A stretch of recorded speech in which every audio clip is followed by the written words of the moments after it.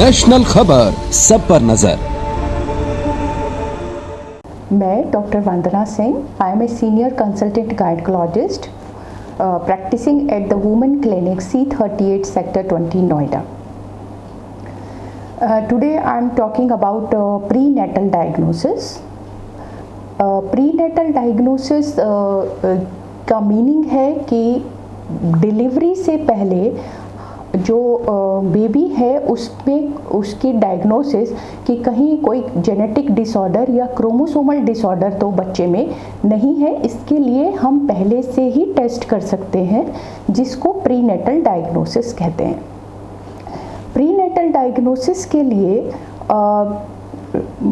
Pregnancy के 3rd and 5th month के around कुछ टेस्ट किए जाते हैं, जिससे हम पता लगा सकते हैं कि बच्चे में कोई क्रोमोसोमल या जेनेटिक डिसऑर्डर तो नहीं डेवलप हो रहा है। 3 मंथ्स पर बच्चे के 2 टेस्ट किए जाते हैं, जिसमें मदर का एक ब्लड टेस्ट होता है और एक अल्ट्रासाउंड होता है। इसको हम फर्स्ट ट्राइमेस्टर स्क्रीनिंग कहते हैं, क्योंकि ये फर्स्ट ट्राइमेस्टर मतलब फर्स्ट 3 मंथ्स में हम कर रहे हैं, इसलिए इसको फर्स्ट ट्राइमेस्टर स्क्रीनिंग कहा जाता है। तो ब्लड टेस्ट करना है और एक अल्ट्रासाउंड करना है। ब्लड टेस्ट को हम डबल मार्कर टेस्ट कहते हैं और अल्ट्रासाउंड जो किया जाता है उसमें कुछ पैरामीटर्स बच्चे के देखे जाते हैं, जिससे हम पता लगा सकते हैं कि बच्चे में जेनेटिक डिसऑर्डर के चांसेस हैं या नहीं। ये जो फर्स्ट ट्राइमेस्टर स्क्रीनिंग है, ये हम सभी प्रेगनेंसीज में करते हैं, ये पता लगाने के लिए कि कोई जेनेटिक डिसऑर्डर की आगे कोई प्रॉब्लम तो नहीं आने वाली। तो सबसे पहले हम फर्स्ट 3 मंथ्स में ये टेस्ट करते हैं। इनका रिजल्ट देखने के बाद अगर रिजल्ट इनका नेगेटिव आता है तो फिर हम सेकंड स्क्रीनिंग 4.5 और 5th मंथ पर करते हैं, जिसको क्वाड्रपल मार्कर और अल्ट्रासाउंड लेवल 2 स्कैन किया कहते हैं। अगर किसी का फर्स्ट ट्राइमेस्टर स्क्रीनिंग पॉजिटिव आता है, उसका ये मतलब नहीं होता कि उस बच्चे को जेनेटिक डिसऑर्डर कंफर्म हो गया है। अगर किसी की फर्स्ट ट्राइमेस्टर स्क्रीनिंग पॉजिटिव आती है तो उसका मतलब ये है कि उस बच्चे उसका जो फर्दर टेस्टिंग की जानी चाहिए कंफर्मेशन के लिए। स्क्रीनिंग पॉजिटिव का मतलब होता है कि इस बच्चे में जैसे रिजल्ट जो भी आते हैं वो रेशो के रूप में आते हैं, जैसे 1:250, 1:500। तो इनका मीनिंग होता है कि 1:250 अगर किसी का आता है डबल मार्कर टेस्ट में पॉजिटिव, तो 250 बच्चों में से जितना एक को होने का रिस्क है, उतना इस बच्चे में रिस्क है जेनेटिक डिसऑर्डर का। तो जो भी हाई रिस्क या स्क्रीन पॉजिटिव टेस्ट होते हैं या जो भी जिनकी भी स्क्रीनिंग पॉजिटिव आती है, उनमें फर्दर कंफर्मेशन के लिए टेस्ट किया जाता है, जिसको हम NIPT या फिर क्रॉनिक विलनेस सैम्पलिंग से चेक कर सकते हैं। NIPT एक फर्दर ब्लड टेस्ट होता है और क्रॉनिक विलनेस सैम्पलिंग एक इन्वेजिव टेस्ट होता है। क्रॉनिक विलनेस सैम्पलिंग में कुछ हम प्लेसेंटा से कुछ टेस्ट सेल्स लेकर उसको कंफर्मेशन के लिए भेजते हैं। अगर उसमें पॉजिटिव आता है, इट मीन्स कि उस बच्चे में क्रोमोसोमल डिसऑर्डर है।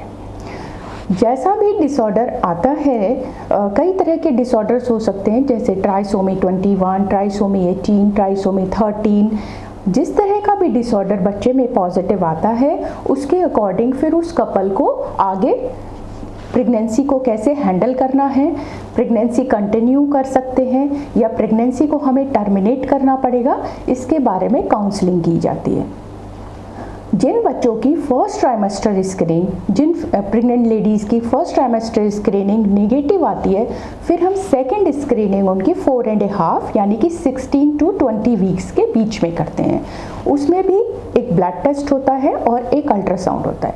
ब्लड टेस्ट को क्वाड्रपल मार्कर कहते हैं, जिसमें हम 4 पैरामीटर चेक करते हैं, और अल्ट्रासाउंड लेवल 2 स्कैन होता है, जो कि 18 से 20 हफ्ते पर किया जाता है।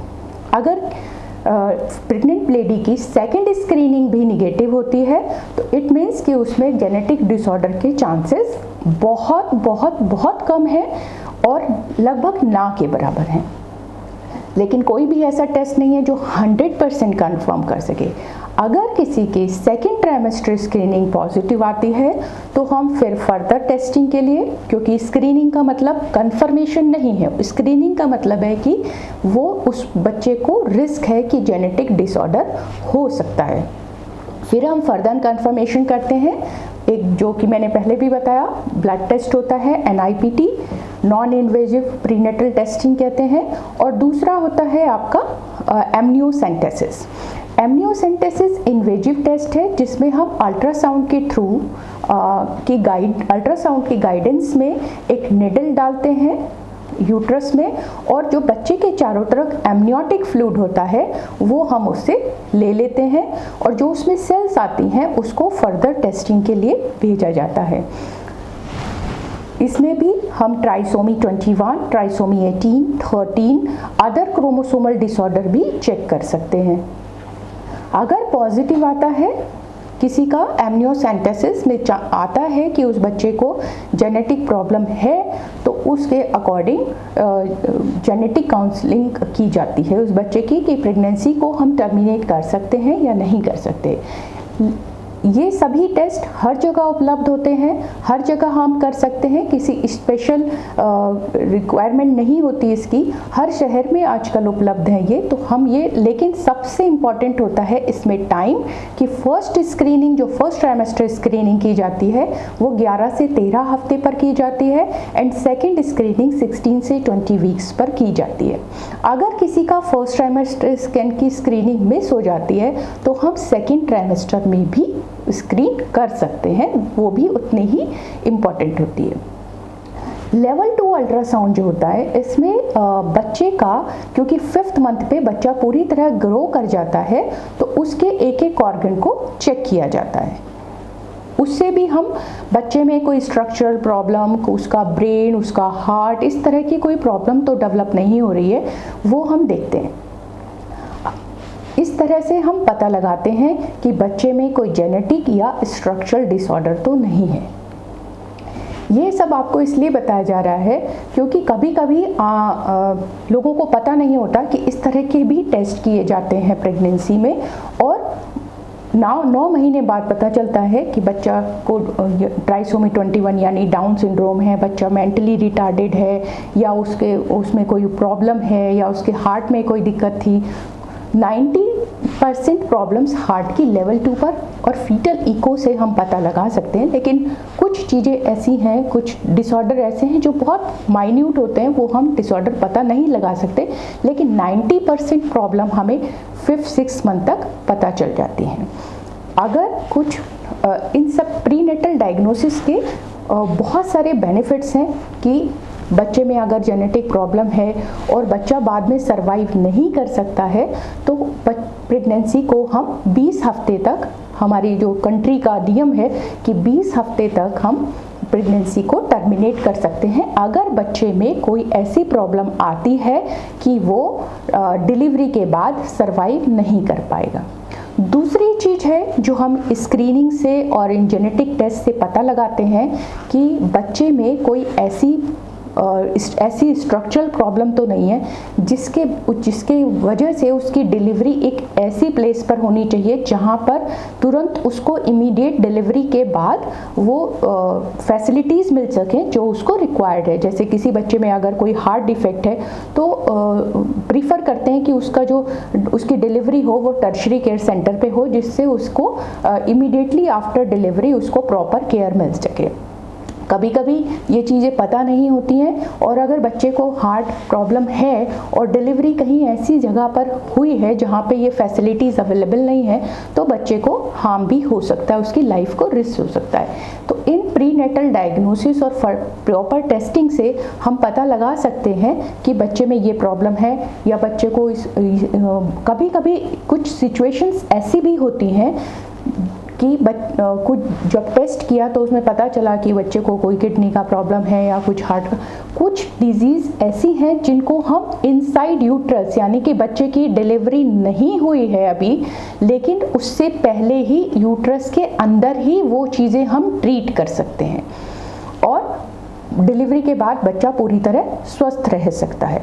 तो इन सब प्रीनेटल डायग्नोसिस, इन सब चीज़ों का यही फ़ायदा है कि हमें पहले से ही बच्चे की क्या जेनेटिक है, उसका जेनेटिक रूप से वो पूरी तरह स्वस्थ है, उसमें कोई स्ट्रक्चरल प्रॉब्लम तो नहीं है, उसको कोई ऐसी तरह की कोई प्रॉब्लम तो नहीं है जिसके बाद वो सरवाइव ना कर सके, या कोई ऐसी डिजीज जिससे उसको तुरंत डिलीवरी के बाद इमीडिएट कोई ट्रीटमेंट चाहिए, जिससे कि हम प्रॉपर प्लानिंग कर सके अपने ये प्रेगनेंसी की डिलीवरी कहाँ होनी चाहिए। ये सारी चीज़ें हम पहले से ही पूरी तरह प्लान कर सकते हैं।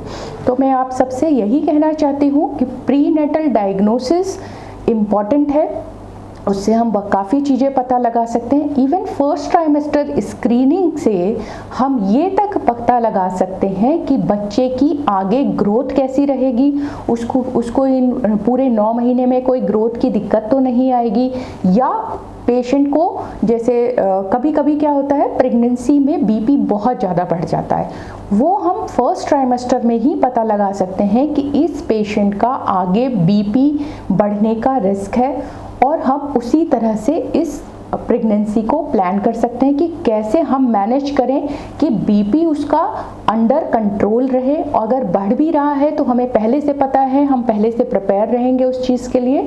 तो ये सारी चीज़ें इस प्रीनेटल डायग्नोसिस से हम पता लगा सकते हैं। कुछ डिजीजेस ऐसी होती हैं जो फैमिली में रन करती हैं।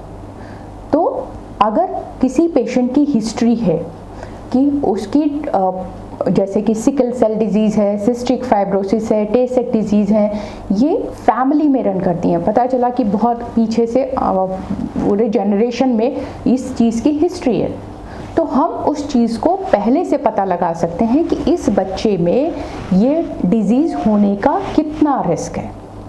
इवन आजकल सारे क्रोमोसोम्स यूजुअली हम 21 क्रोमोसोम नंबर 21, क्रोमोसोम नंबर 18, 13 यही चेक करते हैं, बट आजकल ऐसी हमारे पास सुविधाएं हैं जिससे हम पूरा क्रोमोसोमल एनालिसिस कर सकते हैं बच्चे का कि कहीं कोई क्रोमोसोम में प्रॉब्लम तो नहीं है, या फर्दर इसको जो पीछे से जो जेनेटिक प्रॉब्लम आ रही है फैमिली में उसके होने के चांसेस कितने हैं। तो ये सारी चीज़ें हम प्रीनेटल डायग्नोसिस से पता लगा सकते हैं।